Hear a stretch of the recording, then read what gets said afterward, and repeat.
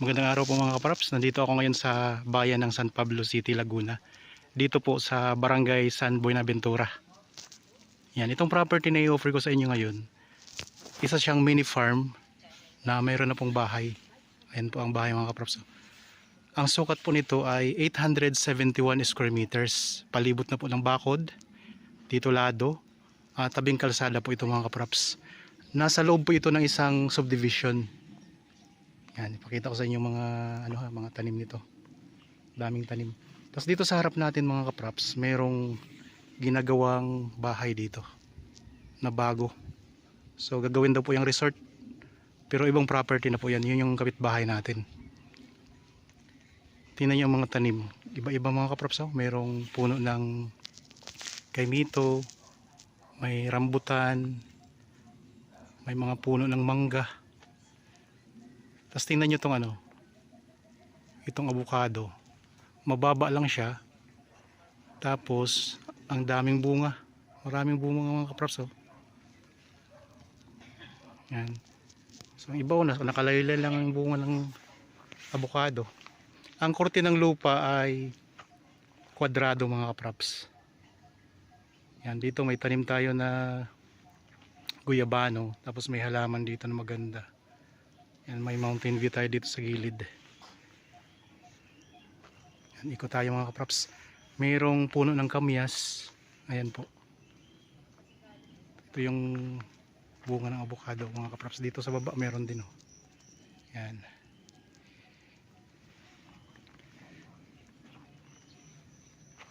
Itong bahay mga kapraps, ayan, lumang style na po siya. Pero natitirhan pa rin po ito. Mayroon lang tayong kailangang ilan na i-renovate sa part ng bahay. Yan. Pwede nyo naman po itong i-remodel kung sakaling mabili nyo itong property. Ang design niya nakahang po siya mga kapraps. Ibig sabihin meron siyang silong. Meron na ditong linya ng kuryente at saka tubig. So may mga tanim tayo sa gilid na mga halaman. Ayan po. Ito may avocado din tayo dito. So, marami siyang tanim mga kapraps.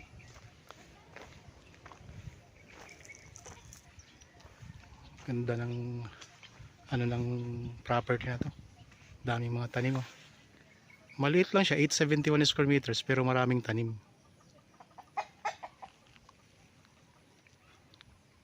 Ang distansya po dito sa town proper ng San Pablo ay nasa 6 kilometers. Tapos ang distansya naman po nito sa main road mga kapraps, yung Kalawan to San Pablo Road, ay nasa 4 na kilometro.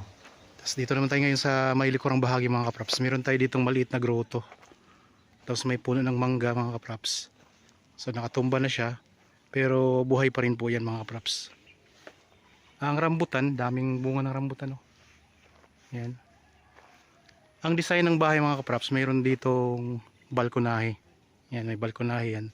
Saka napapalibutan na po yan ng grills. Yan, mga bakal mga kapraps.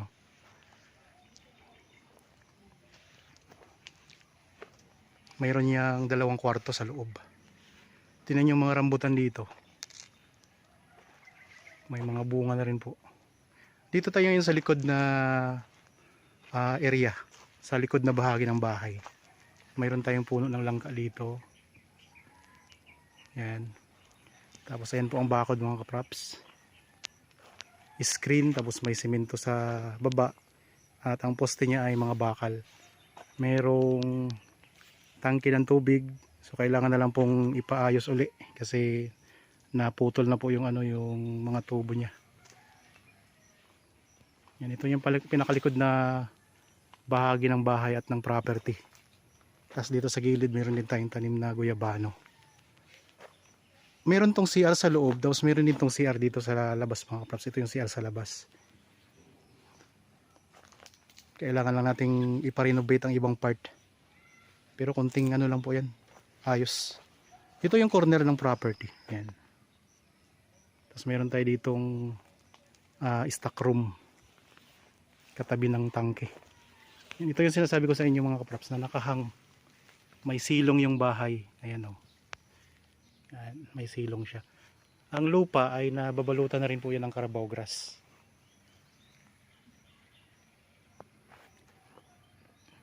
Ayan ang kabilang corner naman. Yan. May katabi tayong mga ano din mga kaprops. Mga lote din kasi subdivision nga po ito. Malalaki nga lang po ang ano nito, ang cut ng mga lupa, nasa 700 mahigit square meters daw po. Ito naman pong aking ina-offer sa inyo, mas malaki siya. Kasi 871 square meters po ang sukat nito. Farmhouse po ito mga kaprops. Mini farmhouse. Dito po sa San Pablo. Yan, ito yung puno ng guyabano. Dito naman tayo ngayon sa gilid. Yan, sa gilid po ito ng bahay mga kaprops. Mayroong tanim na puno ng kamyas. Yan, libutin natin to kasi maliit lang naman to, kaya libot na libot ko ito mga kaprops. Yan, ito yung bako dito sa gilid. May siniguelas din pala na tanim mo. Dito may siniguelas. Yan, malawak po ang area dito mga kaprops sa harap.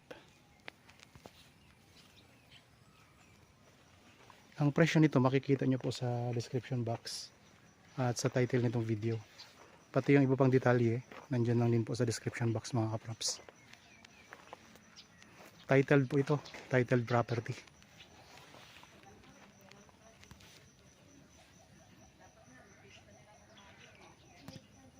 Yan, daming bunga ng ano, ng avocado. Yung mga kaprops oh, hitik sa bunga. Sa harap po ito ng bahay mga kaprops ha, itong avocado. Ito yung bahay oh. Yan. Sa mismong harap. Tapos mangga. Katabi na yung mangga. Ito may lansones. Yan, pasok tayo dito sa ano. Dito lang tayo sa balkonahe mga kaprops. So naiwan kasi ang susi ng caretaker, kaya di ko maipakita sa inyo ang loob.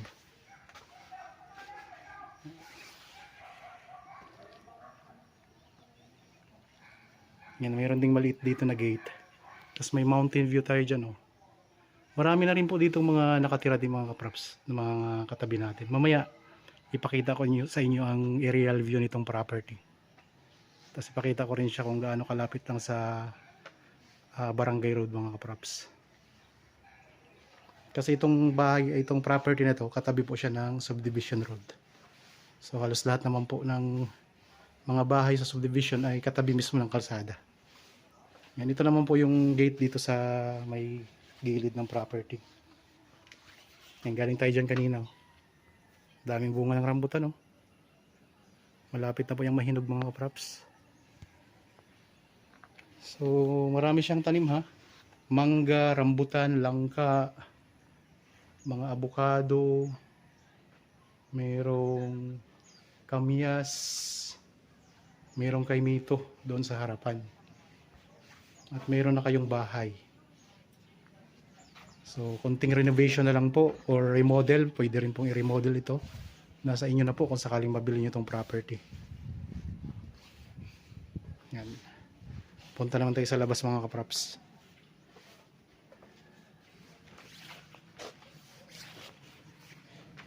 Okay. Balik tayo doon sa kalsada.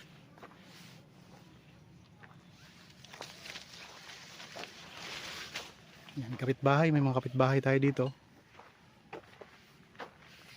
Mga bagong gawa po na bahay. Ongoing pa lang po ang paggawa.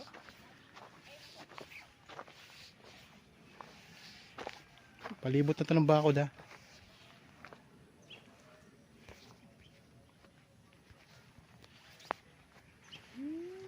Okay, diretso tayo dito. Yan, ito yung front ng property mga kaprops. Mula dito. Yan, mula dito. Ito yung frontage niya.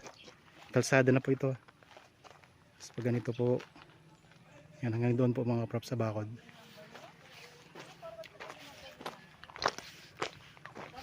Ito yung pupunta naman doon sa kanto mga kaprops.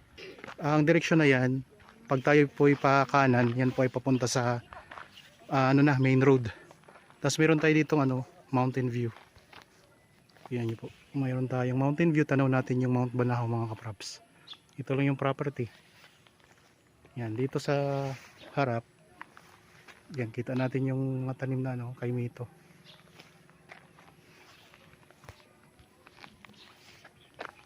Okay. Tayo po ay magpalipad muna ng drone mga kapraps. Para makita natin yung aerial view ng property.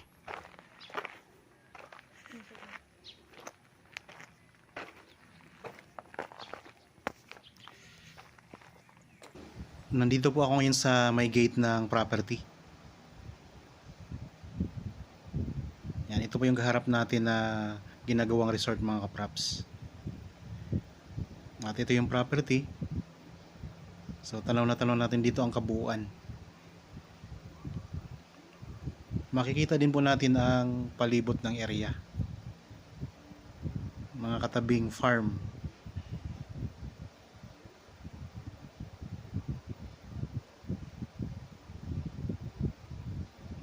Ayan po ang korte ng property mga kapraps. Itong kalsada po ay hindi pa siya sementado, rough road pa lang yan. Papunta doon sa main barangay road. Tulad po lang nabanggit ko, ang distansya po nitong property sa town proper ng San Pablo ay nasa 6 kilometers po. Nasa ano lang yun mga kapraps, estimated po ay mga 5 minutes travel time po. Tapos ang distansya naman sa main road,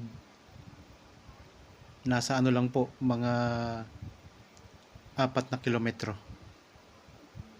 Okay. Tingnan natin ang paikot ng property. Yan, meron din tayong puno ng niyog dito mga kapraps. Isang puno ng niyog.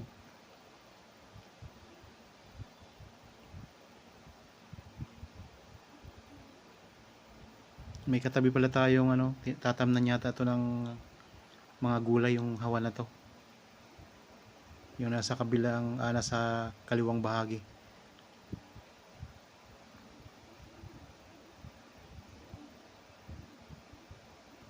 May katabi din tayong maliit na game farm. May mga alagang manok panabong.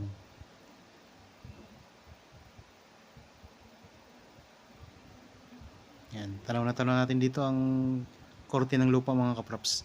Hindi pala siya kwadrado, ano po siya, parihaba, rectangle ang korte. Kasi mas mahaba yung ano niya, yung gilid niya kaysa frontage.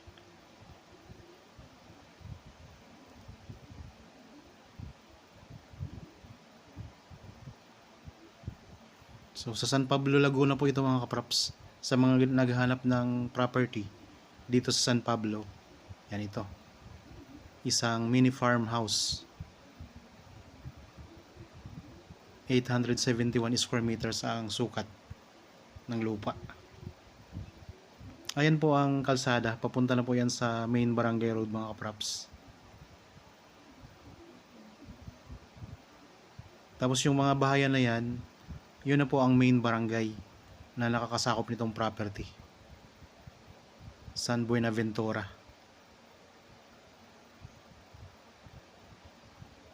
Yan ang ganda ng view. Ito po ay isang subdivision mga kapraps ha. Pero ilan pa lamang po ang mga bahay dito.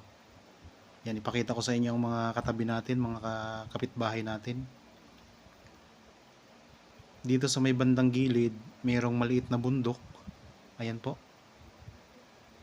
Tapos may mga bahayan na rin po yan. Yan po ang mga kapitbahay mga kapraps.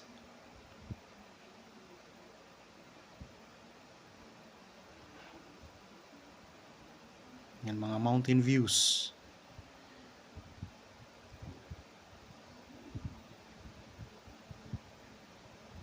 So bakanting, marami pang mga bakanting lupa. Oh. Malapit na rin po ito sa lake mga kapraps dito sa San Pablo.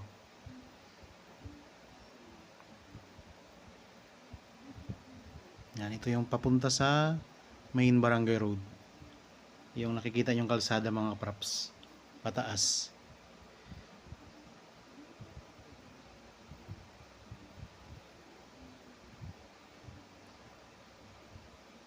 Yan, ito yung resort, oh, yung kaharap ng property. Matatanaw po natin yung town proper ng San Pablo, yung nasa kanang bahagi mga kaprops. Pagkakaliwa tayo dyan mga kaprops, yan po ay pupunta ng main road, yung Kalawan to San Pablo Road mga kaprops.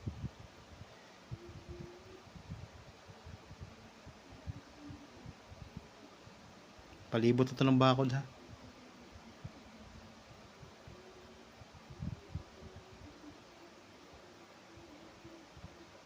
Yan, kung interested po, ayan lang po ang mga contact details namin. Sa mga viewers po ngayon na mayroon ding property na gustong ibenta, kung gusto niyo pong ma-feature ang inyong property dito sa aking channel, kontakin niyo lang po kami mga kaprops para mapuntahan po namin yan at makuhanan po namin ng video. Okay mga kaprops, naipakita ko na po ang property. Sana po ay nagustuhan nyo. So para po sa mga bago pa lang dito sa aking channel at napadaan lang po dito sa aking channel, huwag niyo pong kalimutang mag-subscribe at pindutin na rin po ang notification bell mga kaprops para lagi kayong updated sa mga bagong property na i-offer namin. Maraming salamat po. Lagi tayong mag-iingat at God bless po sa ating lahat.